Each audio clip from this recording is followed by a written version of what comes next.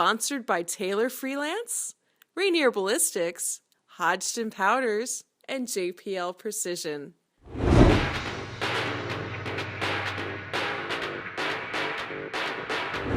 everybody, welcome back to Power Factor.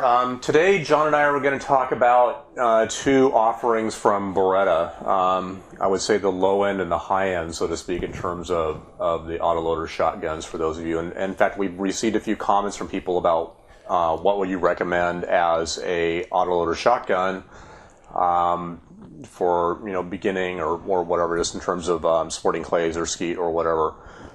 So I kind of thought, well, you have the higher end one, I have the lower end one. Actually, neither of these are ours. They're friends. Yes, yeah. Family members. Right. So I thought it would be kind of interesting to compare the A300 Beretta Outlander, which is actually my wife's gun, and the A400 what is it? Xcel. This one is an Xcel. Right. Parallel target. Right. And that's the one that is specifically designed for, I'm going to call it sporting clays, if you will. This is their competition shooting, right? Competition semi-auto. Yeah. Right. With all the bells and whistles. And they make 4 or 5 different models of the Xcel. Yeah. They make about a bajillion models of A400 field guns. Right. And that's all I know about semi-autos. Yeah. Sean and I are obviously over-under type guys, so when it comes to semi-autos, we're a little bit out of our domain on that. So, in terms of just to kind of compare basic features, I would say on the A300 came out probably about 2 years ago, and it is kind of described as a cross or a combination of the A400 and the previous AL391, which the AL391 is a highly touted gun that Beretta manufactured. A lot of people love. Yeah, very respected shotgun. The A300 has, I think, what's described as the A400 gas system and the 391 bolt, effectively, in terms of just the way it's built. And recoil system. And recoil system, right. Yeah. These, in terms of price, so this is the A300 with the wood. You can get the A300 with the black and the camo. The black has an adjustable length of pull. They have spacers and whatnot that you can install on it. I think the camo has the same thing because it's probably just the same stock with camo on it. The wood one does not have the spacers and whatnot, but you can adjust the shim and the cant on the gun. You can go back and look at I did a previous episode, I don't recall what the number is right now, on the A300 where I tore it down and everything and gave a lot of the specifics, so you can go back and look at that. But gun weighs about 7 pounds or so, give or take. For my wife, Dave Jeffrey installed a adjustable butt plate on this thing. My wife has somewhat of a longer neck. She's about 5'10" or so, fairly tall. And the problem for her was that the gun just did not fit well. When she mounted the gun, the toe was literally just very low and digging. So in terms of getting it, it was very high. It was literally right up here. So she had almost like no stock at all in contact with her shoulder. Sounds just like Sue. Yeah, and it was nasty in terms of recoil. So by installing the adjustable butt plate, you can cant it in, cant it out. I can probably show you here real quick of how close it is, but you can cant it toe here in and out. And then in terms of the rise, you can kind of see that, how it's lowered. Move it up and down. Move it up and down. So for her, it's worked out really well. She's really just kind of learning to shoot the gun. That was about, what, a $650, $700? Yeah, we got this at Cabela's on sale. It's $650 normally. I think the wood goes for about $750 and the synthetic goes for about $550 or so. So we got this one for $650, and you can find them at various locations for $650 or so. But at any rate, in a nutshell, that's the A300. So why don't you talk about your A400? I don't know what to say about this thing. It's got this beautiful anodized blue receiver, which either you like, or indifferent to, or can't stand. Right. So this is their target gun. And if you look at the catalog, they'll talk about all the target games this is supposed to be good for. Right. It's got the kickoff on it. which is 3 coil springs, and it moves under recoil. There's hardly any recoil with these things, especially shooting the little wimpy loads. Right, that we shoot, yeah. And Sue, when she shoots skeet with it, she said she can't feel anything. Yeah. Like the gun hardly moves at all. Right, right. And this will cycle my 3/4 ounce loads, where that is... Yeah, this one probably would not, at least where it is right now. This gun's only had probably about 250 rounds through it. And it will cycle the 7/8 loads that I have. But I really question whether it would ever cycle a 3/4 ounce load, to be honest. Change the gas system. Yeah, and I didn't want to do that. I mean, I could drill out the gas system and it would, but yeah, I didn't want to, so. So I don't know, what features to go through. This really is wood on it, not some of their fake wood. They've got a something pod counter thing. The pod counter thing, which is basically an odometer. Right. That goes into the stock here. You can't reset it. It will count how many times the gun is fired. You cannot reset it? You cannot reset interesting. it. I didn't know that. And it's like a $200 option. Interesting. Yippee. Yeah. Got better things to spend $200 on. This thing has a couple of Briley parts on it. The bolt handle and the release are Briley. The cap, that's factory. That's one thing about this gun too, is that the cap holding everything together as we start to take things apart is 2 pieces. And apparently one of the important things in a semi-auto is balance. Right. And that's how they adjust or can adjust the balance on it. And this is 2 pieces. So there's the piece, actually it's 4 or 5 pieces. But the piece that goes on that is and many locks pieces, it yeah. on, is separate from the outer cap itself. And you can buy these in different weights and lengths or whatever to adjust the balance of the gun to where you want it. So my understanding on this is that because of the fact that it borrows a lot or heavily from the 391, is that you can get the 391 cap. I think that's install it on here, and then you can get the 391 bolt release, like on yours. You have the release there, and then also the lever here for activating the bolt. From what I understand, you can just go out and get those and put those in. That's a mobile choke gun, isn't Correct. Yeah, these are the mobile chokes, and this came with 3 chokes. Basically, this is designed, I think, as a field gun more than anything. It's a general-purpose field gun. That's definitely this gun, the Xcel. I was going to say, since you've got the 4-end opter, why don't we just keep going? The Xcel is Optima HP, just like the 692s, and I think that's pretty much becoming Beretta's standard go-to choke sporting system. Competition choke system now. Yeah, I think you're right. So now we'll compare. Not so much 4-ends. Let's go right there. So with the gas system and how the gas exhausts, the A400 has like a grill where all the gas, the expended gas, will leave from the gas system. So in terms of the 4-end, it's sealed, so to speak, to the barrel up here. It's a closed system, and when it exhausts, or whatever is exhausting out these vents here. Those vents there, that everybody can see clearly now, I hope. So in terms of the A300, what happens is that you can kind of see here, if I can get the lighting right on it, there are ports, so to speak, or cutouts here in the 4-end where the exhaust will come up by the barrel. Very similar. If you've seen like a Remington 1100 or 1187, it's very similar to that.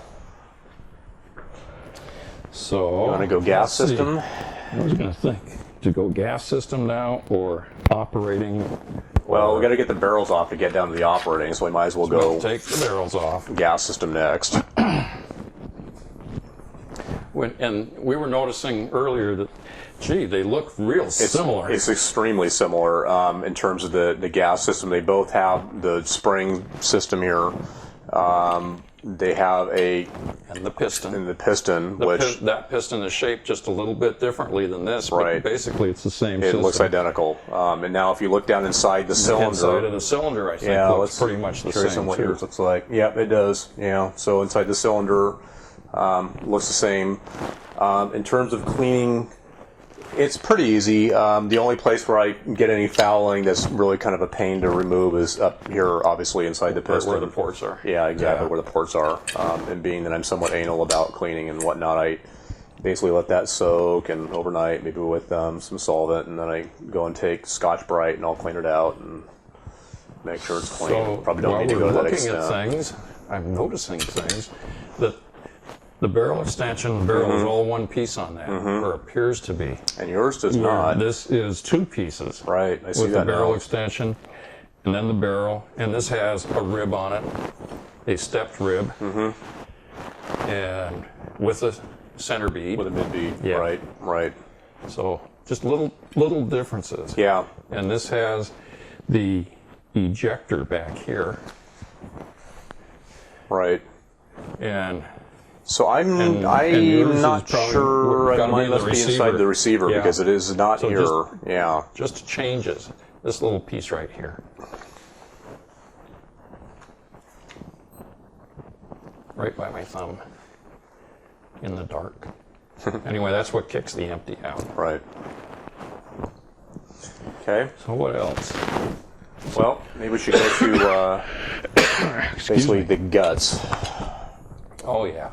Now do this without causing a problem. So the first thing in terms of disassembly here, I can probably almost do this on camera, is pull, release handle or the bolt handle here. And then what I found in terms of taking the bolt and carrier out. Let's stop. Well, no, we can keep going. Okay, I'm just going to pull mine. Okay. Is I flip mine upside down. Actually, I'm going to flip it upside down and just lift it right straight out. And that's it. I'm going to set that down. And then you basically have the bolt, a carrier, the operating rod. That comes apart just like that. That's it. So it's pretty simple in terms of the design, which in my mind is good. It's the less fancy bits it has, and the more simplicity in the design, the less things to go wrong. So this, because it costs more money, Right. is more complex. It has to be.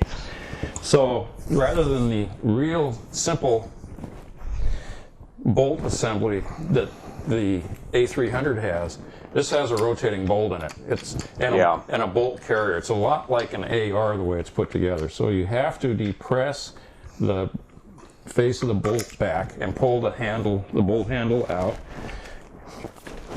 and then you can slide everything off of the magazine tube. So this is just a little bit different because there's no linkages that are popping in and out, and nothing dangling off the back of it. Right. And this is the recoil spring right here. Where my recoil spring is obviously in the stock of the gun. And this has like 2 action bars tied to the bolt. Right, as opposed to a single action bar. Yeah. And the bolt is keyed into the carrier. Reminds me a lot of an AR. Now, can you, or is it easy to take the bolt out? Yes. You have to take a small pin, like a paper clip, Right. and push this pin out, which will get the firing pin and the return spring and all that out of it. And then this key lifts right out and the bolt comes straight out. Yeah. Yeah, so I was wondering either that key is depressed or it pulls out somehow. It just pulls out. Okay, gotcha. Another part to lose. Right. Yeah. So in terms of the same but different. Yeah, in terms of the receiver at this point, they look really similar. Other than the fact that where my recoil system is now down inside the stock, and yours isn't. No, mine's right there. Right there, yeah. It would be, and I'm not going to do it, but it would be interesting to pull the trigger systems out and look at them. Yeah. But my guess is that it's probably like what we've seen, is that the design is similar but different. Well, it seems like just about all the other controls on it are real similar. Yeah,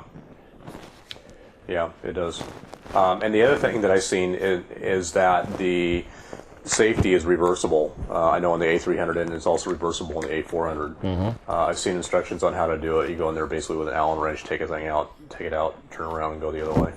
Okay. So it's sure, no need to do it, but So it's pretty straightforward. So it's kind of interesting in terms the of magazine tube, and the extension, and all that looks pretty much there's the a pin same. right here on mine, and you probably have the same thing on yours, and you take that out, and this end piece comes off, the spring comes out, the 3-round plug. Do you have I don't know if you have a 3-round plug or not. But it's the tube isn't that long. Yeah. So I mean, you can get 2 in there. Mm-hmm. I don't think you can get 3 in there. Right.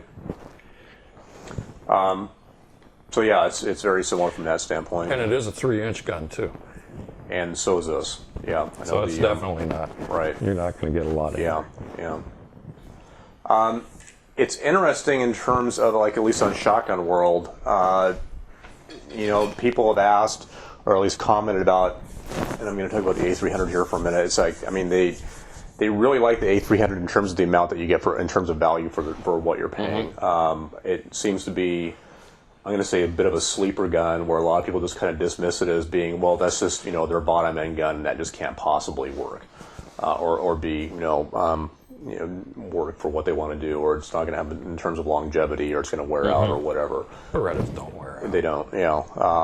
Again, it's really just like the AL391 with the improved A400 gas system in it. A lot simpler than the 391. The 391 gas system was known for just its, I shouldn't say complexity, but the ability to take the whole entire gas system apart and have to clean it. Or this, you don't need to do that.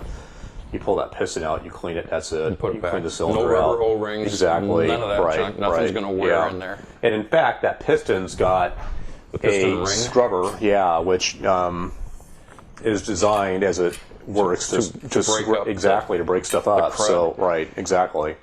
So it's really a simple system. It'd be interesting to look at their competition 1301 shotgun and see how that compares to either of these designs. But my guess is that it's probably very similar to both of them. So, well, if you're interested in the Beretta shotguns, I would recommend checking out your dealer and/or Cabela's, because Cabela's does carry both of them. Or even Joel. Yeah, well, Joel, but I'm thinking in terms of being able to go local, look at something, go look at it, feel it, touch it, see how it mounts and everything for you. That's the one interesting thing, and I don't know if it's because of the way that yours was set up, the A400 was set up, but I would not be able to shoot that gun. Just the position of the Monte Carlo stock and everything, I just cannot get my head low enough on it that I'm looking down the barrel. And it just feels weird to me, too. Yeah. And that could be the way that Albert had it set up. So we already talked about price on the A300. So what's this run? That's a good point. Street price on an Xcel is somewhere around $1,575. Okay. And so about 2.5 times roughly. You can find them used for, I've seen them on Shotgun World for like $1,200. Okay. Without a ton of rounds on them. Right. So. Right. And they come in a couple of different models. They come in a lot of different models. But the Target, the parallel Target has 2 models. They have a youth model and a standard one. And this is the youth model. Well, that probably explains why it doesn't fit. Yeah. Excuse me. And like the length of pull with the kickies, this thing's only 13 3/4 inches. So that short. Explains a lot, because I'm guessing, I mean, my problem is where I put my cheek and where my eye is, it's just way too high over the cone. Yeah. And a kid would have a smaller face where the height of their eye to their cheek is going to be quite a bit less than an adult. So that explains everything. I didn't realize that. And from what I've seen on pricing, the youth model compared to an adult gun, they're the same price.